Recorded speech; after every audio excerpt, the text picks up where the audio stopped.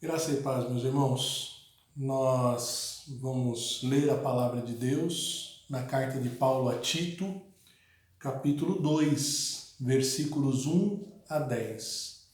Carta de Paulo a Tito, capítulo 2, versículos 1 a 10. Atente para a leitura da palavra de Deus.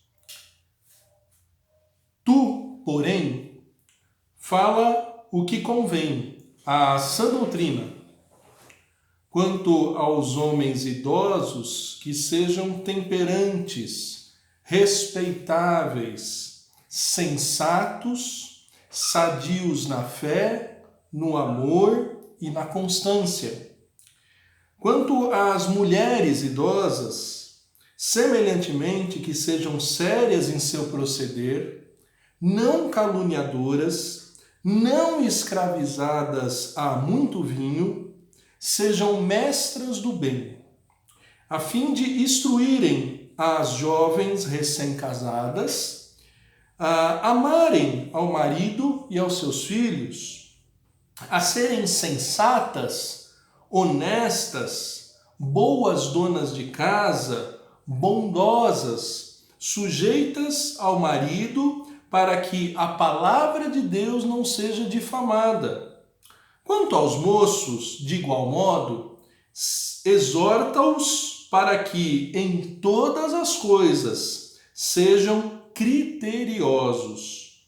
Torna-te pessoalmente padrão de boas obras. No ensino, mostra integridade, reverência, linguagem sadia e irrepreensível, para que o adversário seja envergonhado, não tendo indignidade nenhuma que dizer a nosso respeito. Quanto aos servos, que sejam em tudo obedientes ao seu Senhor, dando-lhe motivo de satisfação, não sejam respondões, não furtem, pelo contrário, deem prova de toda a fidelidade, a fim de ornarem em todas as coisas a doutrina de Deus, o nosso Salvador. Oremos. Pai bondoso e amado, ilumina o nosso entendimento, usa a minha vida para expor com fidelidade a Tua palavra e fala aos corações de cada um que assista essa mensagem. Homem, mulher, jovem, idoso, criança, servos de Deus, filhos teus, obreiros na tua seara, e assim seja glorificado e exaltado o teu nome com a tua palavra que não volta vazia e transforma vidas e corações. Assim nós te pedimos e te agradecemos no nome do Senhor Jesus. Amém. Queridos irmãos, como vimos, esse texto fala para todos os gêneros e para todas as idades. Um assunto muito atual tem sido a famosa ideologia de gênero, e esse é um bom texto para aprendermos na palavra de Deus qual é a ideia de Deus, qual é a ideia, a ideologia do Senhor, tanto para gêneros quanto para as diferentes idades. Como já dissemos, Paulo escreve essa carta para capacitar Tito a dar continuidade na organização de igrejas que foram plantadas em Creta, plantadas numa circunstância imprevista, em que a viagem de navio onde Paulo estava rumando para Roma foi uma viagem de muita dificuldade, com muitas complicações meteorológicas, de modo que eles foram obrigados a margear o arquipélago de Creta, e nesse margear de várias semanas, certamente o apóstolo Paulo teve ali contato com algumas pessoas para quem pregou o evangelho, e essa pregação se tornou na plantação de algumas igrejas, em algumas casas. E como nós já aprendemos, na primeira parte do capítulo 5, Paulo ensina Timóteo a colocar em ordem as coisas que estavam em Creta, e essa ordem, essa organização começaria pelo estabelecimento da liderança, dos presbíteros, portanto uma igreja presbiteriana, ou várias igrejas presbiterianas plantadas ali, estabelecendo presbíteros que atendessem qualidades familiares, qualidades sociais, qualidades pessoais e qualidades de ensino teológico, e devia ser uma liderança muito qualificada para combater, para fazer calar alguns obreiros desqualificados que ali já estavam, alguns obreiros que, por torpe ganância, estavam com o seu discurso corrompendo casas inteiras, alguns obreiros cuja prática era completamente dissociada da pregação e, além disso, insubordinados, obreiros que não estavam submissos à organização apostólica, a organização que a igreja cristã já consolidava naqueles primeiros dias. Então agora Paulo avança, mostrando que essa igreja organizada, ela não vai ser organizada apenas na sua liderança, com uma boa liderança, mas cada faixa etária, cada gênero deve atentar para algumas necessidades, para algumas prioridades que ele vai estabelecer. Aqui nesse texto que nós lemos, Tito 2, de 1 a 10, ele vai falar praticamente direcionado para 6 grupos. 6 grupos. E o primeiro grupo que eu destaco aqui é o grupo daqueles que, como Tito, assumiam o pastorado, assumiam a responsabilidade da docência na palavra. Quem sabe como fazemos na igreja presbiteriana hoje, os presbíteros docentes, né? E Paulo começa a exemplo do que ele já fez numa outra carta pastoral, escrevendo para um outro pastor. Ele começa esse capítulo 2 dizendo: tu, porém, colocando em contradição, em oposição à situação de Tito em relação àqueles obreiros desqualificados, aqueles obreiros insubmissos, aqueles obreiros que corrompiam casas inteiras sem praticar uma vida coerente com aquilo que professavam, com aquilo que proclamavam. Então Paulo vai colocar em oposição Tito àqueles falsos obreiros, aqueles obreiros desqualificados, dizendo: tu, porém, fala o que convém à sã doutrina. Ou seja, Tito, o abrir dos seus lábios, o teu assunto, o teu conversar, não apenas o teu ensinar, mas todo o teu diálogo seja conveniente ao que a sã doutrina ensina. Muitas pessoas não gostam, têm aversão de doutrina, mas nós devemos lembrar que o nosso Senhor Jesus, quando começou a expor o Evangelho, quando começou a expor o reino de Deus, o Evangelho diz que as pessoas se maravilhavam da sua doutrina. A doutrina nada mais é do que as ideias que são formuladas a partir de ensinos e de textos juntados com outros textos, a exemplo do que fazemos na fé cristã. Né? As doutrinas cristãs nada mais são do que as conclusões óbvias e inevitáveis a partir do estudo dos trechos da Escritura Sagrada. Então um obreiro, ele deve ser, e Tito deveria ser assim, alguém que no abrir dos seus lábios, no falar, não falasse coisas inconvenientes, incoerentes, em relação ao que o Senhor Jesus ensinou, em relação ao que as Escrituras Sagradas apresentam. Eu quero destacar que esse tu, porém, foi dito para também o outro jovem pastor, Timóteo. Na segunda carta de Timóteo, capítulo 2, Paulo diz assim: tu, pois, filho meu, fortifica-te na graça que está em Cristo Jesus, e o que da minha parte ouvisse através de minhas testemunhas, isso transmite a homens fiéis, também idôneos para instruir outros, né? Tu, pois, ou tu, porém, filho meu, fortifica-te na graça e transmite aos homens fiéis aquilo que você aprendeu do apóstolo Paulo que aprendeu de Cristo. Ainda na segunda carta de Paulo a Timóteo, capítulo 3, versículo 10, diz: tu, porém, tens seguido de perto o meu ensino, procedimento, propósito, longanimidade, amor, perseverança, as minhas perseguições, o meu sofrimento, quais aconteceram em Antioquia, Ora, todos quanto querem viver piedosamente serão perseguidos em Cristo Jesus.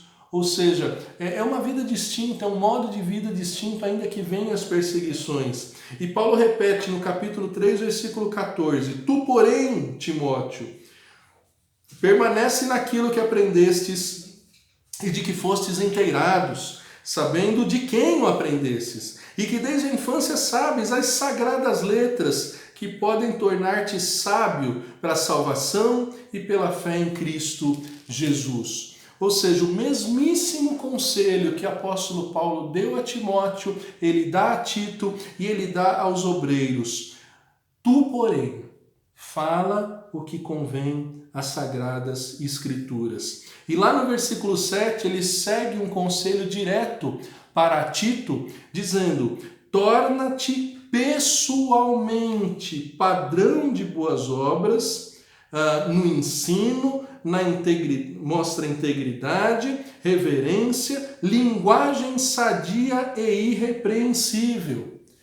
Então, quer dizer, Timóteo, você deve ser um padrão, você não pode ser como aqueles homens que tinham a consciência corrompida, conforme capítulo 1, versículo 15, e que professavam conhecer a Deus, mas nas suas obras negavam. As obras daqueles obreiros desqualificados mostravam que eles eram alheios ao conhecimento de Deus. Eles não tinham a mínima ideia de quem era o verdadeiro Deus, cujas escrituras revelam. Portanto, o obreiro, ele não deve apenas ter um falar exemplar, mas ele deve ser um padrão pessoal das boas obras, com um ensino íntegro e reverente. Não pode ter um ensino incoerente com as Escrituras. A regra máxima de interpretação das Escrituras, a regra máxima na hermenêutica reformada é: as Escrituras interpretam a própria Escritura.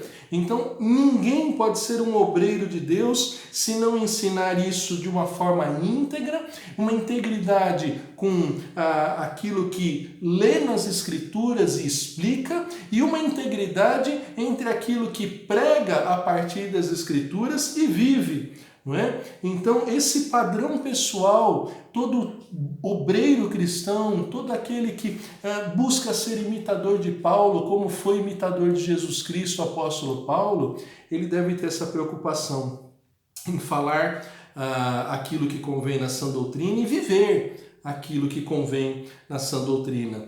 Ele ainda diz sobre a linguagem sadia. O que é uma linguagem sadia? Obviamente, muitos servos de Deus podem até eventualmente cometer um ou outro erro de concordância verbal, de concordância nominal. Nem todos são formados em letras, nem todos têm a especialização na linguagem, embora o curso de teologia habilite-nos a ter uma boa linguagem, a ter uma boa pronúncia. Mas o que quer dizer? Então quem não completou o primeiro grau, quem não completou o segundo grau, não pode ser um obreiro, não pode ser um evangelista, não pode ensinar as Escrituras? Absolutamente. Ele não está falando aqui meramente de pequenos deslizes na língua usada para transmitir o Evangelho. Ele está falando aqui que seja uma linguagem, primeiro, coerente com a santidade, com a pureza, com a sabedoria que a palavra de Deus transmite. Não cabe absolutamente uma pregação da palavra de Deus usando palavrões, usando palavras torpes. Isso não é linguagem sadia. Mas mais que isso, irmãos, a linguagem sadia é aquela linguagem que chega a todos. Nós temos o exemplo do Senhor Jesus, que quando ele ensinou, ele ensinava com parábolas, ele ensinava com linguagem simples, as profundas lições que vinham do alto. Ele ensinava com palavras simples que pescadores, donas de casa entendiam. Então, linguagem sadia, muitas vezes, é aquilo que você não precisa que as pessoas tenham um dicionário na mão para ouvir e entender aquilo que você está explicando da palavra de Deus. Eu gosto muito de uma ilustração que o nosso irmão, reverendo Davi Charles Gomes, fala de um dos seus professores que teve aula fez um doutorado em física, além de teologia, e teve aula pessoalmente com Albert Einstein. E numa das feiras de ciências, nas férias, uma criança perguntou para um aluno do Einstein o que é essa tal teoria da relatividade. E o aluno disse: olha, isso é muito complicado, não adianta eu tentar te explicar que você não vai entender. E o Einstein ouviu isso, suspendeu as férias daquele aluno e fez com que aquele aluno estudasse o suficiente a teoria da relatividade a ponto dele conseguir explicá-la para uma criança. Da mesma forma, nós devemos entender a palavra de Deus em profundidade tal que consigamos explicá-la com tal facilidade que mesmo aqueles nossos irmãos que têm alguma dificuldade de aprendizagem, têm alguma deficiência em relação à sua formação acadêmica, tenham tranquilidade de ouvir, entender e compreender a palavra de Deus. Isso é linguagem sadia, é linguagem que promove saúde. E para quê? Por que os obreiros devem ser assim? Diz o versículo 8, para que o adversário seja envergonhado. De que adversário ele estava falando aqui? O mesmo adversário que Pedro fala na sua primeira carta, capítulo 5, dizendo que o diabo anda em derredor, querendo nos tragar. Não é? O mesmo adversário que Apocalipse, capítulo 12, versículo 10, com todas as letras vai apresentar como o acusador. Apocalipse 12, 10 diz: então ouvi grande voz do céu proclamando: agora veio a salvação, o poder, o reino do nosso Deus e a autoridade do seu Cristo, pois foi expulso o acusador de nossos irmãos, o mesmo que os acusa de dia e de noite diante de Deus. Queridos, todo aquele que se dispõe a ser um servo de Deus, um obreiro nas mãos de Deus, um professor, um evangelista, um missionário, um presbítero, um pastor, todo aquele vai estar diante de ataques do inimigo. E a arma do inimigo sempre foi a mentira, a dúvida e a acusação. E se cumprirmos o que diz o apóstolo Paulo aqui, se buscarmos ter linguagem sadia, falando aquilo que convém de acordo com a doutrina cristã, se buscarmos ser retos, o que falamos, procedemos, agimos conforme o nosso discurso, o inimigo das nossas almas não terá do que nos acusar. Queridos, quantos irmãos são excelentes pregadores, mas o testemunho é absolutamente vergonhoso, é absolutamente terrível. E as pessoas começam a dizer: poxa, prega tão bem, mas é um mentiroso, prega tão bem, mas é um ladrão, prega tão bem, mas é um arrogante, poxa, prega tão bem, mas trai a esposa. Isso dá margem para que o acusador das almas tenha toda a razão em levantar na vida dessas pessoas acusações que são procedentes. O que Paulo está dizendo para Tito é que a responsabilidade do obreiro é tal que deve ser exemplar, deve ser um padrão de boas obras no que fala e no que faz, para que Satanás seja envergonhado. Assim como no caso de Jó, Satanás testou, tentou, fez de várias formas para que Satanás abandonasse sua vida íntegra, reta e temente a Deus, mas não teve vitória. Nós também hoje devemos atentar, vigiar e orar para que a nossa vida como servos de Deus, como obreiros do Senhor, não apenas os oficiais, qualquer um que é chamado a pregar o Evangelho, e todo crente tem essa missão, pregar o Evangelho, que essa nossa pregação não seja desqualificada nem pelo que falamos, muito menos pelo que fazemos. Mas, queridos, o texto vai falar ainda com um segundo grupo muito especial e que está muito em evidência nos nossos dias. Ele vai falar com os idosos, ele vai falar com os homens idosos e com as mulheres idosas. Nesses tempos de uma praga que afeta tanto a saúde dos nossos irmãos com mais de 60, 70, 80 anos de idade, em que muitos estão discutindo, mas só afeta os idosos, como se os idosos não fossem importantes. Nós vamos ver que esse texto destaca o grande valor dos nossos irmãos idosos, né? O capítulo 2, no seu versículo 2, diz: quanto aos